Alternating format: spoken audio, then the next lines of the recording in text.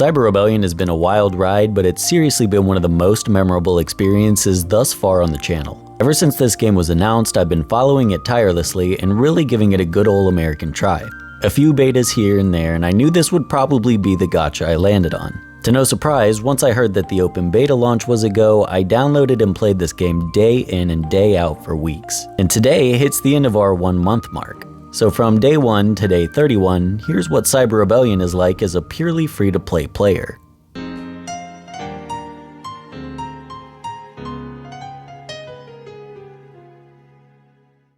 In the beginning, I thought I had the jump on everyone because I already knew that by pumping resources into an S rank carry, I could push the story faster than other free-to-play people who were focusing on double S's. Especially those without visions because, as we all came to find out, Cyber Rebellion may be a bit more pay to win than we initially thought.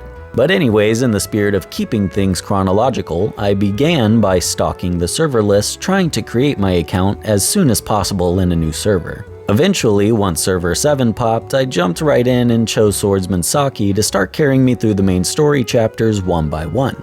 By the end of day 1, I was able to clear 5 chapters.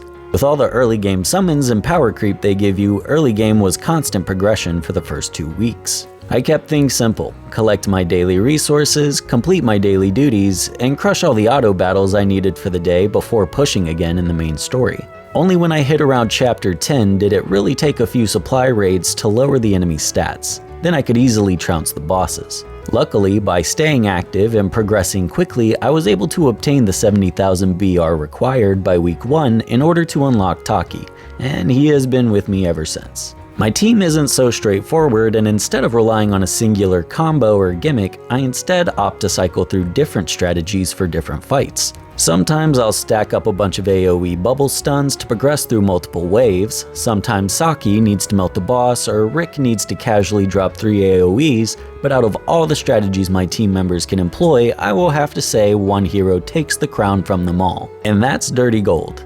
I cannot begin to tell you how many times mind controlling the enemy has saved my life. Even on impossible boss stages, you can make a deal with the boss, and he will literally start annihilating his own adds one by one. It's a debuff that's absolutely broken for PvE, and it's definitely worth keeping her on my team despite being the lowest star level. What's more is if I had known before what I know now, then I actually would have built 4 S units and 2 double S units instead of the other way around. It's likely that if I had done that, my whole team could potentially have 6 red stars right now.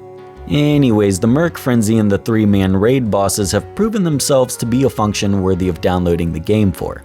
I'm having a blast playing with my fellow gamers, fighting bosses. The boss also encourages you to bring full parties of 3 anyways, as they have enrage counters once they hit certain HP thresholds. The multiplayer functions in this game really stand out to me as top tier compared to other gacha games. It's not quite as nuanced as Genshin Impact or responsive as Summoner's War, but for its first month being available to publicly download, you can't help but give the devs props. Cyber Rebellion is solid. This is a game that's not only innovating in a time where mobile devs everywhere are settling for the cash and dash, but it's also going to stand the test of time.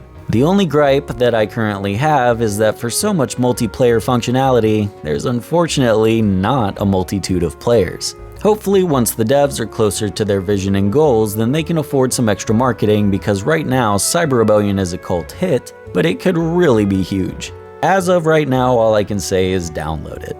I'm not going to quit playing it, and if you're worried about being late, don't. Just join your newest server and join my Discord. Thanks so much for watching. If you like this video, feel free to subscribe, but other than that, y'all, that's going to do it for me today, and I'll see y'all later. Bye.